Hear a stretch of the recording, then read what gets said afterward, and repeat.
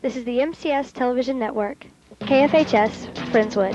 I'm Charlotte Stevens. Today on Friendswood Update, we'll take a look at a flood prevention project and a former student returns. I'm Jason Candy. In sports, we will visit the open gym at the Friends Church. I'm Adam Hill. Also, the high school year-round subcommittee meets, and the debate team gets ready for competition. These stories and more next on Friendswood Update.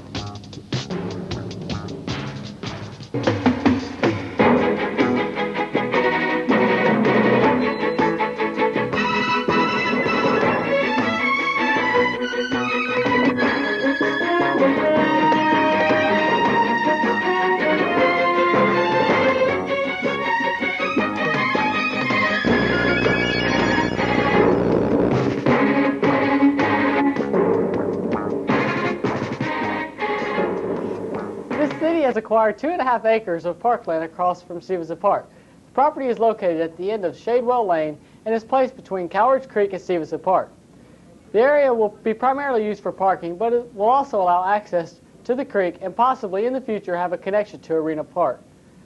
Through the efforts of the Parks Director John Branson and the City Engineer Jimmy Thompson, 29 trees were saved from being chopped down, and they were moved to Renwick Park. More trees are planned to be added. The recycling program for Friendswood has paid off. Best Waste Systems has released the first month's collection figures of recyclable material for the city of Friendswood. They are 171,000 pounds of newspaper, 22,000 pounds of clear glass, 1,000 pounds of mixed glass, 4,700 pounds of aluminum, and 7,400 pounds of mixed glass. All this gives Friendswood a profit of $1,695 for 107.5 tons of recycled material. Mayor Paul Schrader said that the money will be used either for the city's beautification project or may be put to the city's taxes. Community Appearance Board is sponsoring a Spring Sparkle to help clean up the environment. Spring Sparkle is a time when spring homeowners pitch in and clean up the trash that may be lying around in the neighborhoods, drainage ditches, and fence rows. Best Waste will be providing a free dumpster at Stevenson Park this weekend. Any civic group or service organization can adopt a park or a public area to clean up. Have you noticed the construction going on the creek by Castlewood? Jared Holbrook went to the construction site and filed this report.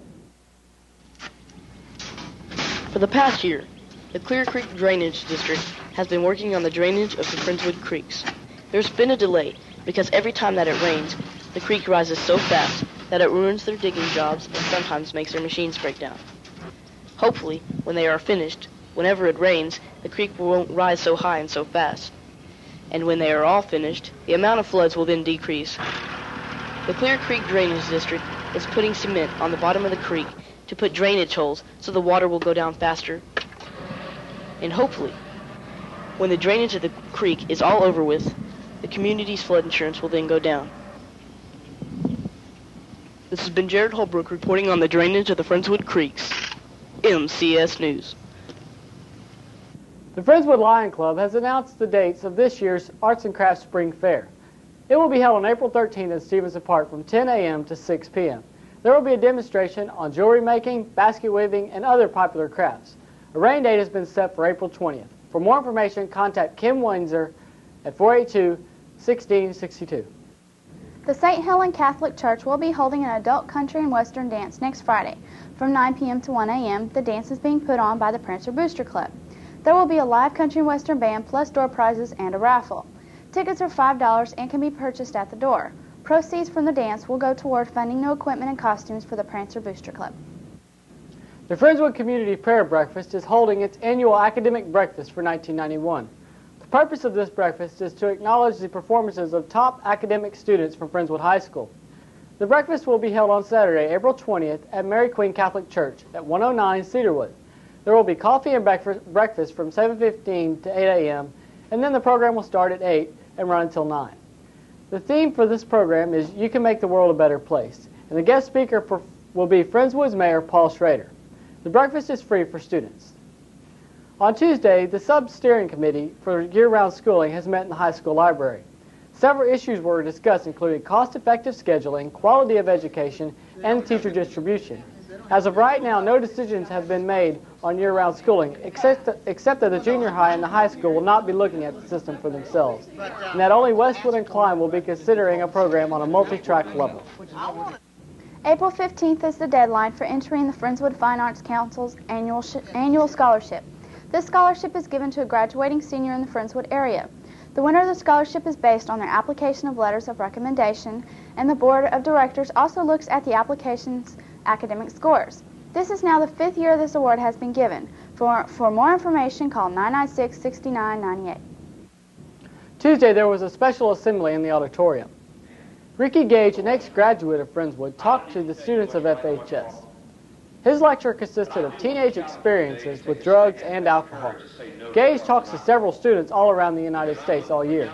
At the end of the lecture, he asked that students at Friendswood think before they take actions that will affect the rest of their lives. As we travel across this nation declaring war on drugs. And I hope when I leave Friendswood High School today, the high school where I graduated. All students were invited to attend a meeting at First Baptist Church in Pearland. First, students ate free pizza donated by the church, then they heard a sermon given by Pastor Smith. Rick Gage was on hand to talk to students about problems they might have and offer counseling. The evening was a success, and First Baptist was proud to be the sponsor. This week at Friendswood High School, the speech class started debate. The class began working 2 weeks ago preparing their cases. They ranged from protection of endangered ducks to the violations of the Constitution. The class first heard lectures on how to debate and then chose a case. After elimination rounds next week, a cross-examination debate team will be named. Next year, Cheryl Ryan, the teacher, plans to do the project once again, while also teaching a competitive speaking class that will have an emphasis on championship debate. The 10th grade 5th period Humanities Theater Arts class are now practicing plays taken from Shakespeare. They will be performing these 4 plays tomorrow during 5th period in the auditorium. The plays they will be doing are Julius Caesar, The Merchant of Venice, Romeo and Juliet, and The Taming of the Shrew. Through these plays, the students are expected to gain better understanding of Shakespearean works. We'll be back with Kristie Smith, and then later, the tennis team prepares for district after these messages.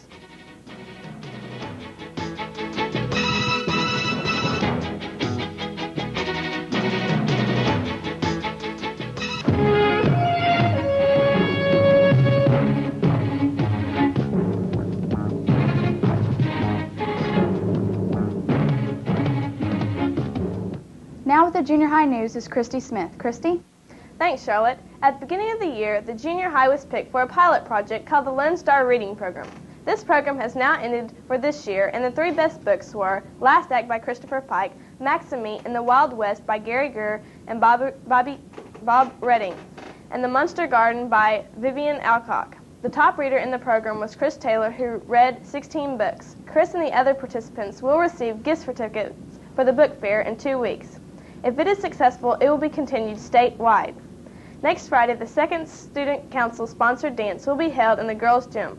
The admission fee will be $3, and all 6th, 7th, and 8th grade students are invited to attend. The dance dress code will be the same as the first dance.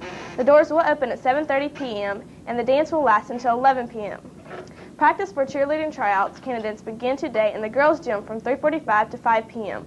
All the 7th grade candidates must have an overall average of 80 or above the first 4 grading periods and no use in conduct. The 8th grade candidates must have an overall average of 75 and have the same conduct requirements.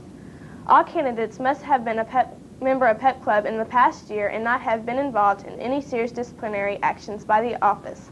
Tryouts will be held next Thursday and Friday.